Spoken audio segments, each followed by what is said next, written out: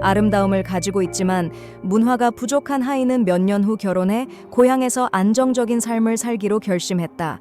그러나 어느 날 고향의 시장에서 정원에서 재배한 채소와 과일을 판매하던 중 하이는 낯선 여성을 우연히 만났다. 그 여자는 채소를 사면서 달콤한 말로 하이를 유혹했다. 너무 아름다운 처녀가 이렇게 시골에서 땀 흘리며 힘든 생활을 할 필요가 없지. 더 편한 일을 하면서도 많은 돈을 벌 수 있는 기회가 많아. 처음에 하이는 그 여자의 아부의 매력을 느꼈지만 마음속에는 여전히 걱정이 남아 있었다. 몇 번의 만남이 이어지자 그 여자는 하이가 동의하면 판매 직원으로 일할 기회를 제공하겠다고 했다. 이는 편한 일일 뿐만 아니라 자신의 아름다움을 관리하고 옷도 살 수 있으며 부모님께도 용돈을 보낼 수 있는 기회였다. 부모님이 딸이 혼자서 멀리 나가 일하는 것을 반대할 것이라는 사실을 알았기에 하이는 가족에게 비밀로 하고 그 낯선 여성과 함께 떠났다. 예상치 못한 일로 하이는 마미의 손에 넘어가게 된다. 하이를 광경 지역으로 데려가 국경을 넘어 중국으로 밀반출한 후 그 여성은 하이를 한 성매매 업소에 팔아버렸다. 충격과 고통 속에서 간절히 애원하고 단식했지만 업소 주인은 하이를 놓아주지 않고 꽃을 팔게 만들었다. 어리기도 하고 아름다움이 있었기에 하이는 매일 수십 명의 손님을 상대해야 했다. 세월이 흐르면서 여러 성매매 업소를 거치며 건강은 점점 나빠졌다. 업소 주인들은 하이가 손님을 접대하는 데 필요한 마약을 제공하여 하이를 중독 상태로 몰았다. 10년 넘게 성매매를 하면서 한때 싱싱했던 시골 소녀 하이는 중독자, 방탕한 여성으로 변해갔고 30대 초반에 접어들면서는 더 이상 돈을 벌지 못하는 사람이 되어 업소 주인에게 쫓겨났다. 타국에서 무너져가는 삶을 살 수 없었던 하이는 베트남으로 돌아왔다. 고향을 방문했지만 가족이 이탈하고 중독된 자신의 상황을 알게 될까 두려워해서 남아있을 수 없었다. 하이는 하이퐁으로 떠돌며 지내다 결국 하노이로 갔다. 직업도 없고 중독 상태인 하이는 성매매와 소매치기로 생계를 이어갔다. 40살에 가까워지면서 더 이상 젊지 않은 하이는 하이보다 5살 많은 중독자 남자와 함께 집을 얻어 부부처럼 살았다. 그들이 사는 하숙집에서 하이는 너그럽고 자유로운 성격으로 많은 사람들의 사랑을 받았다. 하이가 어떤 직업을 가지고 있는지 모르는 이웃들은 하이를 좋아해서 많은 이들이 그녀와 친해지려고 했다. 그중 한 명인 은구엔 티니아는 당시 18살로 리엔막에서 살고 있었다. 그녀는 하이가 자신의 의류 사업을 통해 도움을 줄 수 있다고 들었고 하이는 니안을 위해 일을 만들어주겠다고 약속했다. 기뻐한 니안은 하이를 따라 랑선으로 가달라고 부탁했다. 며칠 후 하이는 니안과 함께 롱비엔 버스터미널에서 랑선행 버스를 탔다. 랑선에 도착하자 그녀는 오토바이 택시를 고용해 두 사람을 발랑으로 데려갔고 거기서 그녀는 니안을 한 여성에게 480만 동에 팔았다.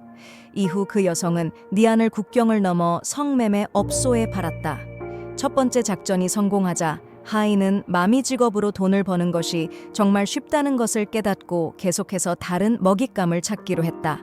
3달 후 고향인 콰이차오를 방문한 하이는 우연히 하이퐁에서 머리 잘라주고 머리 감기는 일을 하던 르티엔을 만났다. 젊은 나이에도 불구하고 그녀는 하이에게 유인되어 여성을 중국으로 팔겠다는 제안을 수락했다. 하이퐁으로 돌아온 후 옌이 겨냥한 사람은 머리 잘라주는 일을 함께하던 18살의 은구옌 티탄이었다. 어려운 가정 환경 덕분에 타는 가족의 사랑을 받지 못하고 자랐지만 하이퐁의 한 여성이 그녀를 입양해 키웠다. 그러나 성인이 되자 그녀의 양어머니가 마약 밀매로 법망에 걸려들었다. 의지할 곳을 잃은 타는 여러 일을 하며 생계를 이어갔고 최근에는 옌과 함께 미용실 직원으로 일하게 되었다. 하지만 이 일로는 자신을 부양할 수 있는 돈이 부족했고 타는 고향의 부모를 돕기 위해 더 많은 돈을 원했다. 그래서 그녀는 언제나 돈이 많은 대부호를 만나기만을 꿈꿨다. 그녀의 꿈을 알고 있던 옌은 하이에게 연락하여 대부호가 있으면 일이 잘 될 것이라고 전했다. 하이는 남편과 논의한 후 하이는 그에게 조카 하우에게 대부호 역할을 맡기라고 했다. 그리고 나서 그들은 시나리오를 완성했다. 얘는 탄에게 하이의 서울에 있는 사촌이 부유한 대부호와 아는 사이이며 40대 초반의 남자로 결혼하지 않았다고 말했다. 이 남자는 젊은 여성을 친구로 삼고 싶어 한다고 했다. 옌의 매력적인 소개에 타는 기쁘게 동의했다. 그날 하이퐁에서 옌은 택시를 타고 쭝에게 하노이로 갔다. 두 사람이 차를 타고 칼추이 지역에 도착했을 때 롱비엔에서 하이가 길가에서 기다리고 있었다. 그 후 하이와 옌은 쭝을 데리고 롱비엔에 있는 한 호텔로 가서 두 명의 남성과 만났다. 한 사람은 하이가 소개한 그녀의 남편이라고 했고 다른 한 사람은 멋지게 차려입은 하우라는 부자였다. 하이와 그의 아내가 쭝에게 소개해주고 싶어한 사람이다.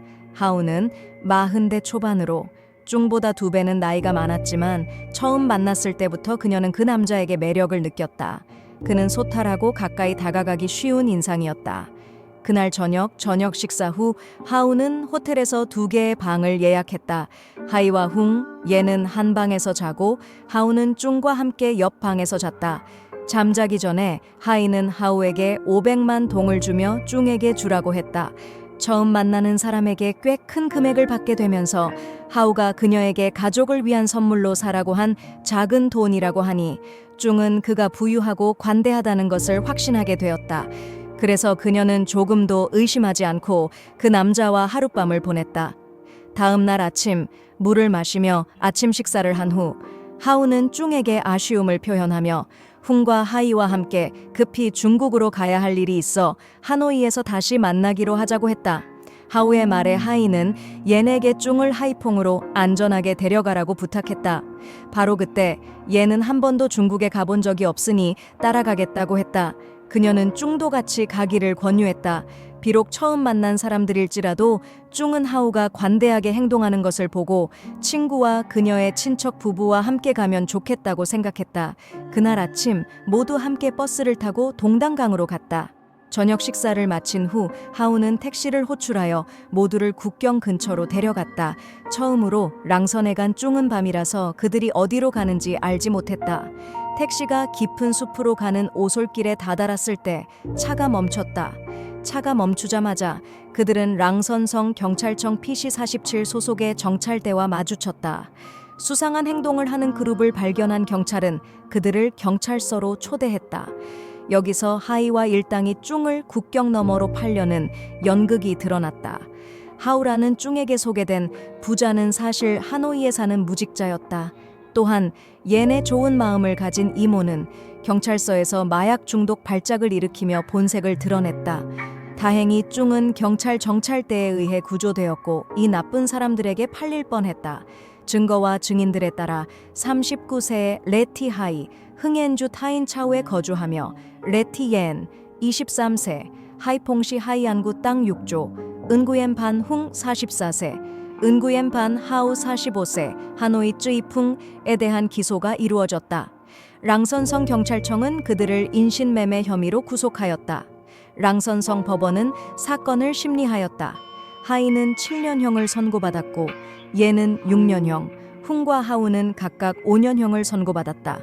하이는 7년의 징역형을 받으며 편안하게 있을 것이라고 생각했지만 한 번 더 인신매매로 기소되었다.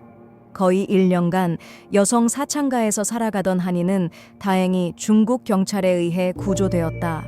고향으로 돌아온 그녀는 하노이 경찰청 PC45에 가서 인신매매범을 고발하였다.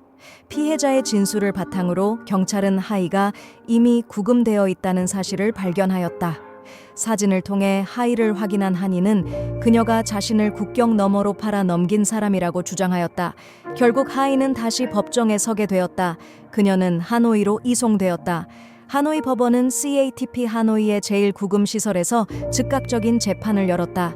여전히 인신매매 혐의로 하이는 8년형을 선고받았고 두 차례의 형량을 합산하여 총 15년의 징역형을 선고받았다.